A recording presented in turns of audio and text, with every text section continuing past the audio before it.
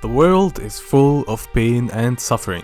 700 million people are malnourished or living in famine, and 5,000 people die from hunger every day. 600 million people do not have access to clean water sources, and every year about 17 million people die from heart disease. Many disasters like hurricanes and floods, and the whole world is under the risk of a major catastrophe due to climate change and global warming. And if humanity could not stop the effect of climate change and global warming, damage to the present and future generations will be disastrous. Currently, 1 million have died and thousands have suffered and suffering from the coronavirus, and who knows what is the next global epidemic and how dangerous will it be. Unfortunately, for many of us, there isn't much we can do to help. Many of us are not Nobel Prize winning scientists, politicians, or rich millionaires to be able to make a big difference in the world. Unfortunately, there isn't much we can do to eliminate so much suffering in the world.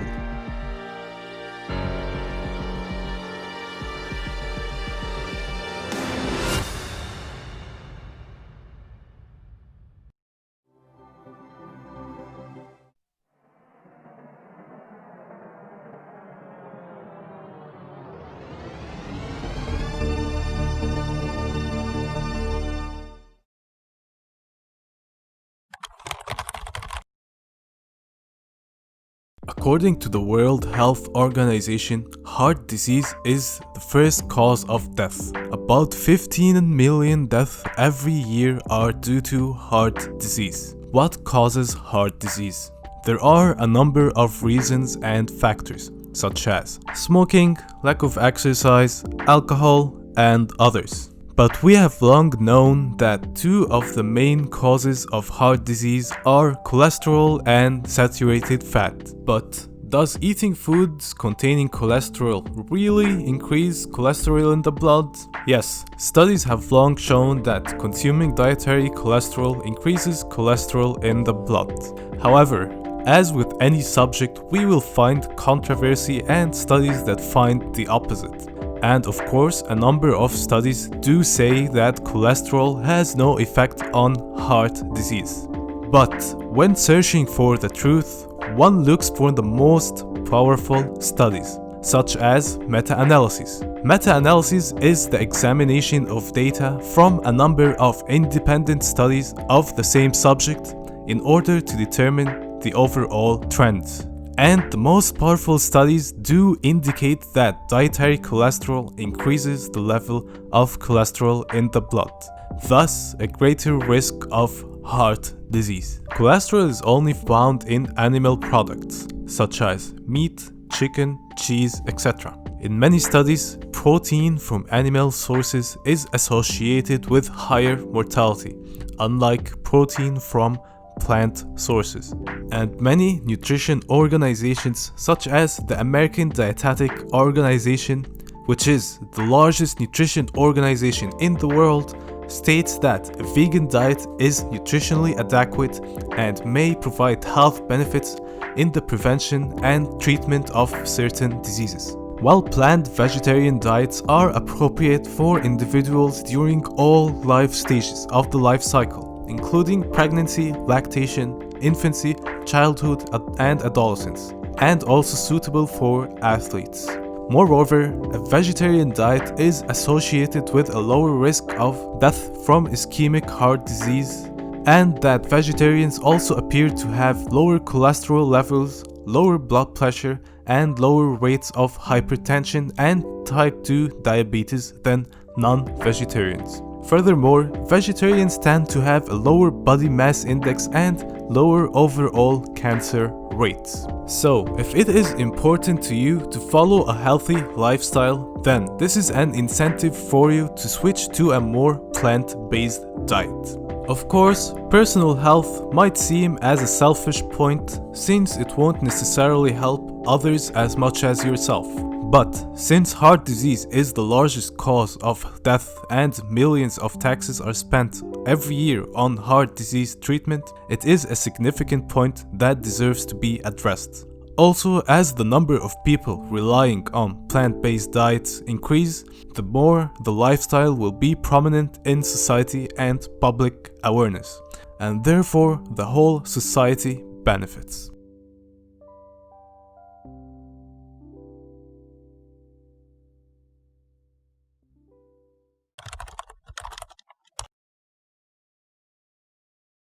Animal farming has a paramount effect on the environment. Life in the oceans and seas is threatened because of animal farming and fishing. About 28 million tons of marine animals are captured within a year.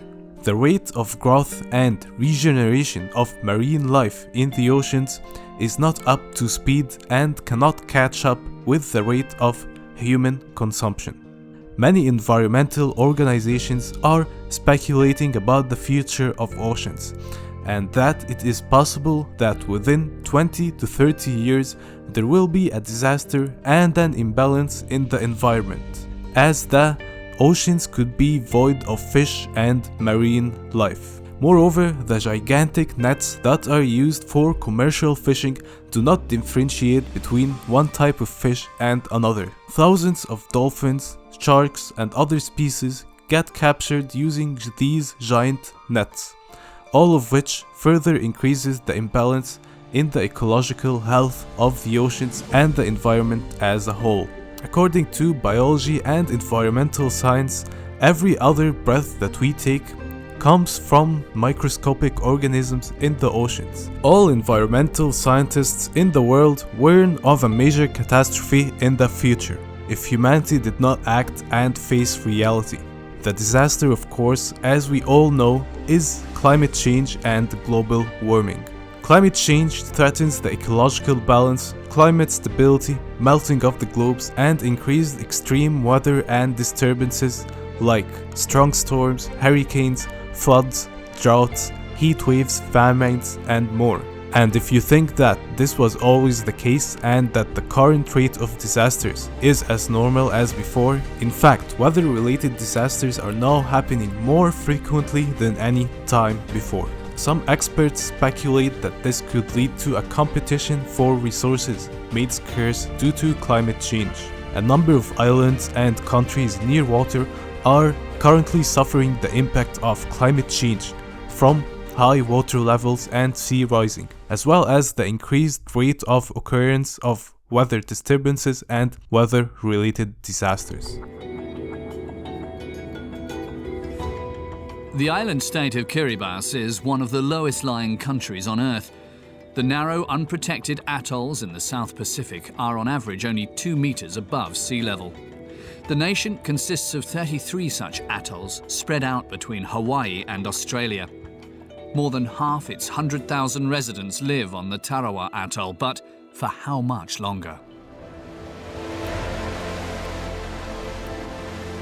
Climate change is threatening the people of Kiribati. Sea levels are rising, storm surges and severe tropical storms are flooding the sparsely populated country with increasing frequency.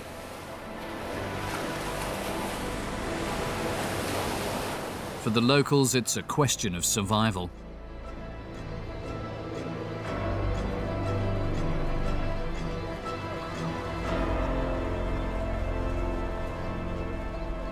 If you do not believe that the climate change crisis is real or that it is due to human behavior, kindly present that research that will challenge all the scientists of the world and which is better than any research that NASA has done on the subject. Animal farming is one of the biggest contributors to greenhouse gases for a number of reasons. First of all, due to our exploitation of animals and the use of artificial insemination, the number of domesticated animals is in the billions. If it wasn't for the exploitation and domestication of animals such as cows, sheep, and others, they wouldn't have become this great in their numbers, nor would they have had their current physical appearance and behavior. All of this destroys the ecological balance in nature and increases the effects of climate change in different ways, like the greenhouse gas emissions from the animals themselves, and destroying forests to use lands for raising cattle. This creates a vicious cycle, because forests and plants help against climate change and greenhouse gases, but they get destroyed to raise cattle that directly emit greenhouse gases. Thus, heat increases and the frequency and strength of fires increases. This destroys more green lands, which makes greenhouse gases further increase and so on. And the destruction of forests to raise cattle is mainly the reason for the cause of fires that occurred about a year ago in the Amazon forests. Food and crop production causes more greenhouse gases than transportation. And to put this into context, this is more than greenhouse gas emissions from cars, buses, trucks, ships, and airplanes. As you can see, most of the greenhouse gases that come from agriculture are specifically from animal farming. 10 of the top 15 food production sources of greenhouse gas emissions are animal products. Especially cheese, lamb, and beef are all major contributors to the increase of greenhouse gases. And the most foods that occupy green lands to produce are animal products.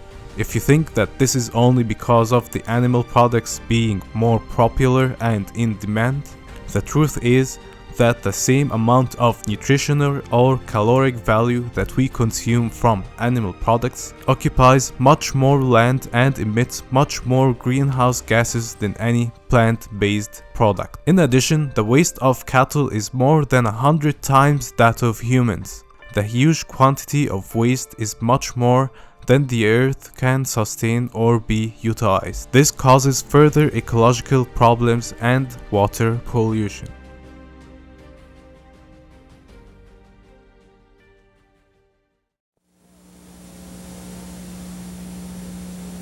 I'm going to show you how McDonald's builds a Big Mac sandwich. It starts here with a lightly toasted bun, and then a pure beef. Producing one patty of hamburger consumes about 460 gallons of water, which equates to about 30 showers. A piece of bread only takes about 11 gallons of water to produce, and it could be less for a dish of lentils. Production of one patty of hamburger occupies about 6 square meters of land. About 1/3 of North America's habitable lands are occupied only for raising cattle. Of course, any plant food production occupies much less land than any animal-derived product. And finally, the production of one burger patty emits about 2 kilograms of greenhouse gases. There is no comparison between this and any other plant-based product. A meal consisting of a lentil dish and potatoes or even a vegan burger consumes way less resources, significantly fewer greenhouse gas emissions, and tastes like or very close to meat. As mentioned, animal farming requires a lot of land. This is not only to increase supply and meet the demand for the product itself, but also because of the land occupied to raise grains that will not be touched by humans but only fed to livestock. The process is not an efficient one at all. This is not just because of the many lands occupied to raise grains that will be fed to cattle, which humans could have consumed directly, but also because the cattle feeds on huge quantities of food, much more than humans. And in the end, the final product provides much less nutrition and calories than the effort and resources that went into its production. The efficiency of the process is almost similar to an imaginary scenario where a country uses electricity to power candle factories and then use the candles to light houses. The production of one hamburger consumes about 14 pounds of grains. This is like 26 cups of lentils or beans, worth about 17,000 calories, or feeding about 10 people for a full day. About 40% of the world's harvest is produced only for feeding artificially bred livestock, and at the same time about 800 million people are living in famine. Of course, the problem of hunger in many countries of the world is a complex one, and it is due to many reasons, such as the problem of food waste, politics, and corruption. But of course, the inefficiency of using our resources and having most of our food resources fed to cattle does not help in solving the problem. Much less of the habitable lands designated only for feeding cattle could have been used to grow much more calories as well as better nutritional value for humans. It is absurd that there are countries suffering from famine and, at the same time, paramount lands of plant crops are designated only for feeding artificially bred cattle, instead of having these crops used for the benefit of humans directly. As long as animal factory farms gain profits, it is an incentive that they keep increasing the number of cattle in such enormous numbers through artificial insemination. And the more the number of cattle increases, the more the emissions of greenhouse gases and damage to the environment increases. Consuming and paying for animal food products is a direct funding to animal farming and its impacts on the environment, as the increase of greenhouse emissions and the effects of global warming, destruction of forests, oceans, melting of ice, rising of water levels, floods, weather-related disasters, and scarcity of resources for the current and future generations. According to the United Nations environmental reports, a vegan diet is one of the best things we can do for the environment.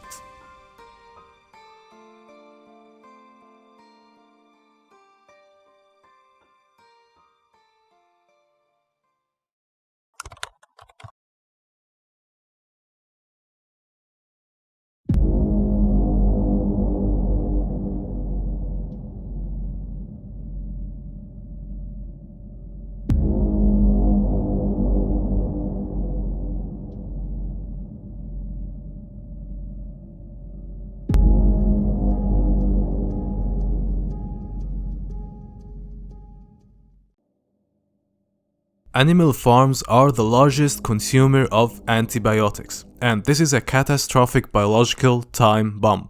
Humanity has gone through many diseases over histories, and animal domestication is a main factor. Bird flu, swine flu, Ebola, even the common cold and many other diseases, including the current situation, are all due to the domestication and exploitation of animals. All governments and global health organizations set rules and laws to reduce the use of antibiotics, and they urge doctors and specialists to use them as least as possible. This is to avoid the occurrence of mutations in microorganisms and viruses and the emergence of a new disease that would be hard to treat due to antibiotic resistance. Meanwhile, the antibiotics faucet is open to animal farms for millions and even billions of farm animals every day. According to a statement made by a World Health Organization physician, as long as people eat meat, there is going to be some risk of infection. More than 90% of animal products available in grocery stores are produced and raised in such factory farms. This is the only way to produce the current quantities and to fill most grocery stores. And as you can see, factory farms provide an excellent environment to create diseases and epidemics. Add to the equation the huge quantities of antibiotics used in these farms, and we would be speeding up the biological time bomb to create a new epidemic. And if our food habits remain the same, the next epidemic will surely come like all the past ones. The question is, what kind of disease will it be, and what is the extent of harm will it cause?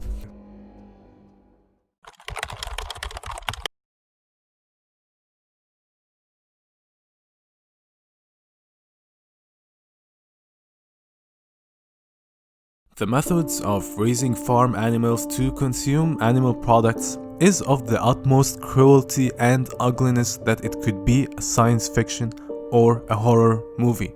If you think that I am exaggerating, then judge for yourself. As mentioned, more than 90% of animal farms are factory farms. Free-range farms are only a minuscule part of the overall supply. Chickens are one of the first animals that humans have domesticated. First, by means of artificial selection, we have changed many traits in all domesticated animals.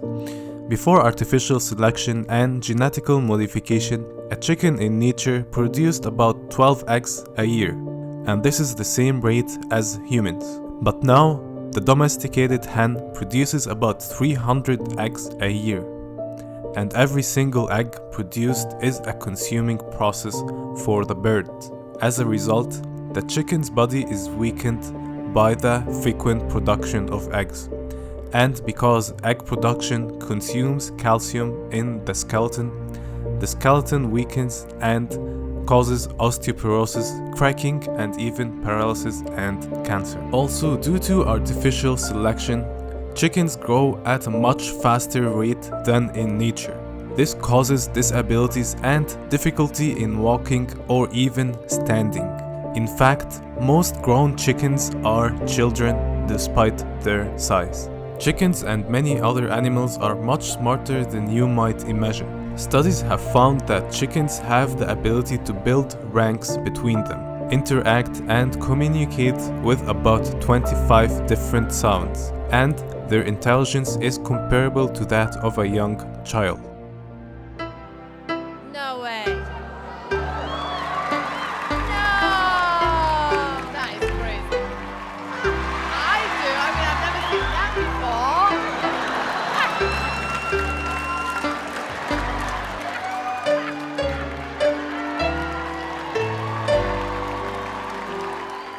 However, the most important concern, which is like any conscious animal, chickens have the ability to feel pain and suffer.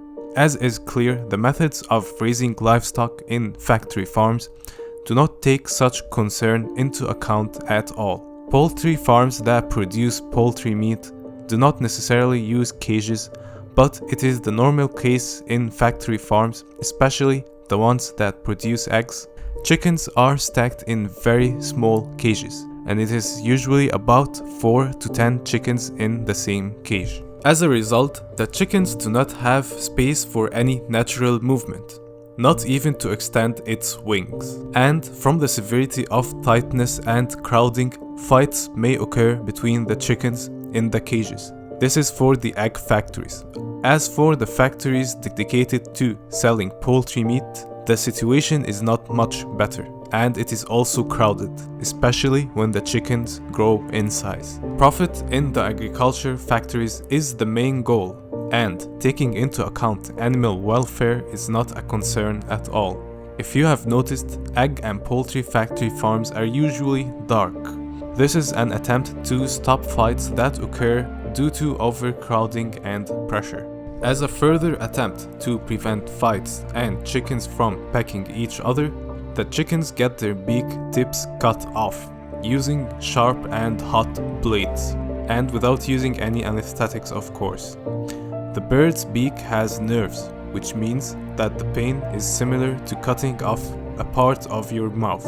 This does not only cause pain in the moment, but for a long time and difficulty to eat and breathe.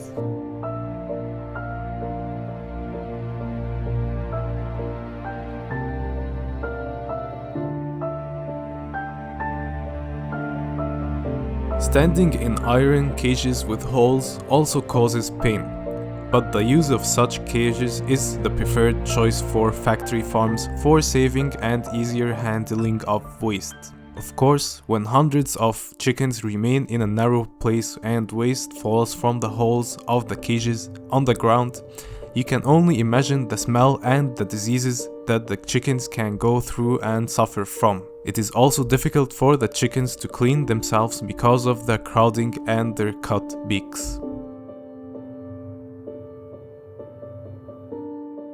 Male chicks in factories are of no benefit for the business. Within a few minutes after the chicks hatch from their eggs, all male chicks are thrown alive in a blender.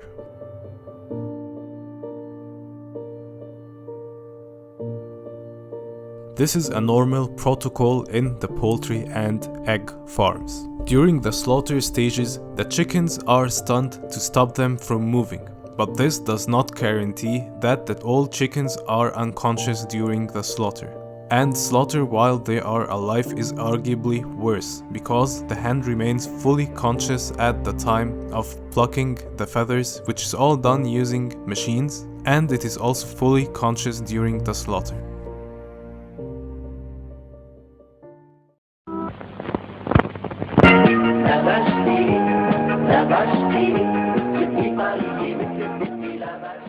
As for beef and dairy production, it is no less if not more cruel. The cow in a farm is not a laughing cow at all. Of course, like any mammal, in order to produce milk, the cow has to be pregnant. Therefore, cows get artificially inseminated in order to get pregnant. They usually have their necks fixed to prevent them from fleeing during the process. After the calf is born, within minutes or at most days, the mother and the calf are separated from each other to prevent the child from feeding on the milk that humans will consume.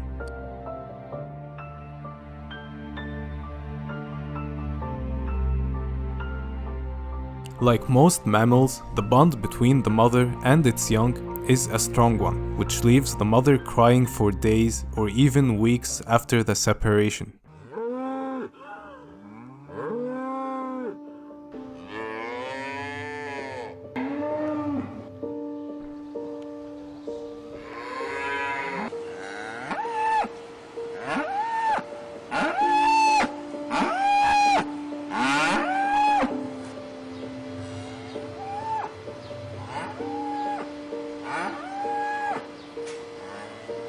If the calf is a male, it is transported to the slaughterhouse while it's young and anxious.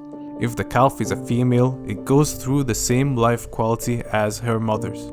It gets artificially inseminated, separated from its young, then exploited. Artificially inseminated, separated from its young, then exploited. Artificially inseminated, separated from its young, then exploited. Artificially inseminated, separated from its young, then exploited.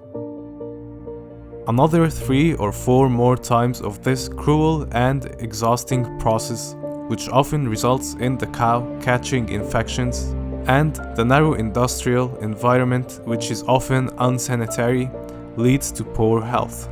When the cow collapses from the whole process and exploitation, it is transported by any means to the slaughterhouse.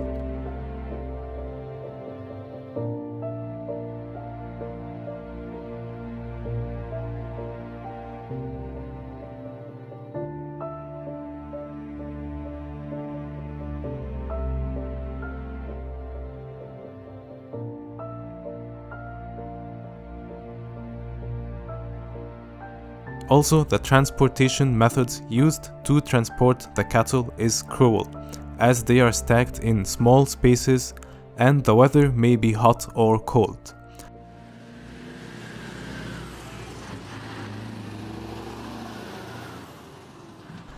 The cattle may remain in vehicles without food or water up to 8 hours.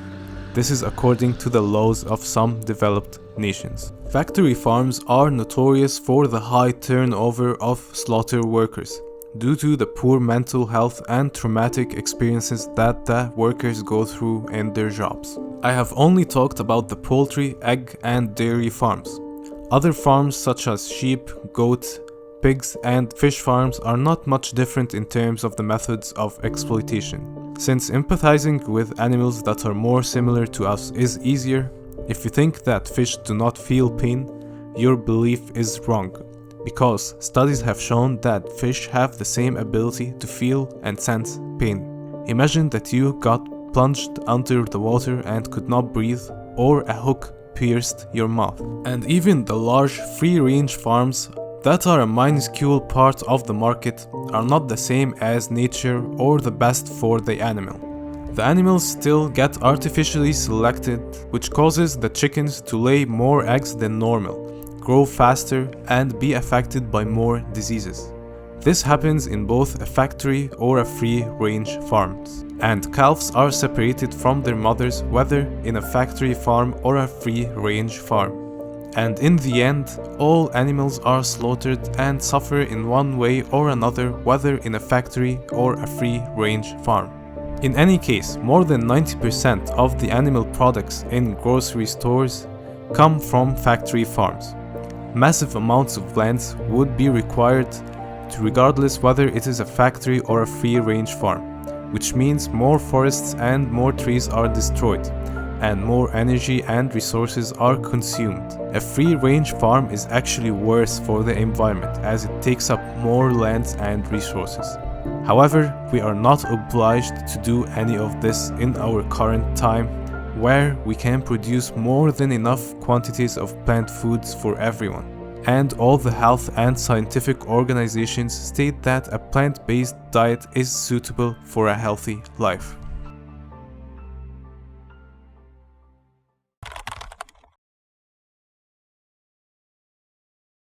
Eating and paying money to consume animal products is the direct financing for unnecessary suffering for the animals, the destruction of forests and oceans, the increase of global warming, melting of ice, floods and other climate disasters, and lack of resources for the current and future generations.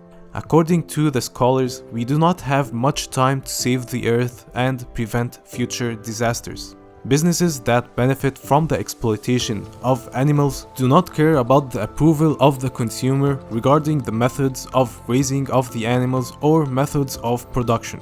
Such businesses only care about your money and the purchase that takes place in the grocery store. The purchase of animal products is the main funding and support for factory farms. Humans are creative and intelligent. We can create the wonderful and the beneficial, but we can also cause harm and terror. If you are concerned about not enjoying plant-based foods and not having delicious vegan food, there is no shortage of creativity and innovations from the vegan and plant-based cuisine.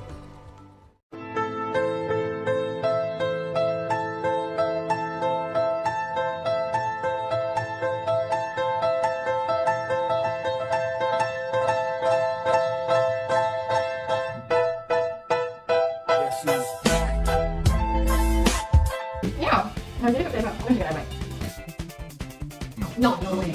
No way. That was really good. The soy milk. This is probably a good one for people that are transitioning into the plant-based milk because it's got an air of familiarity. No, I like that. It's not a million miles It's away creamy. from. We've got some It's made creamy. that's right. What was that one? Sorry, That's the soy milk. Yeah, again, the best texture. It's got a lovely, lovely creamy texture to it. Lots of calcium in there as well. That is, if you like milk, this is Great, great. isn't it? انا عمال اجيب لكم دكاتره وخبراء واجيب لكم قصص حقيقيه عشان تقنعكم، لو مش عشانكم عشان عيالكم. بصوا انتوا ممكن تكملوا زي ما انتوا، تاخدوا نفس الادويه، تشتكوا من نفس الامراض. انا حتى مش بقول لكم تغيروا مره واحده. اقروا، اسمعوا، ابتدوا تغيرات بسيطه. امشوا على النظام لمده شهر. ما حدش بيموت من نظام نباتي لمده شهر. جربوا. It is not required nor it is possible for you to be a superhero, a genius or a millionaire to save the world. To avoid and reduce a lot of suffering, literally all you have to do is walk to a different shelf instead of the usual one in your next visit to the grocery store. For the sake of your health, the environment, to stop natural disasters, to contribute in solving the problem of world hunger, to prevent millions of humans suffering from diseases, to stop climate change and global warming disasters, to prevent unnecessary suffering for billions of animals. I don't know about you, but to me, the choice seems as clear as the sun. Go vegan.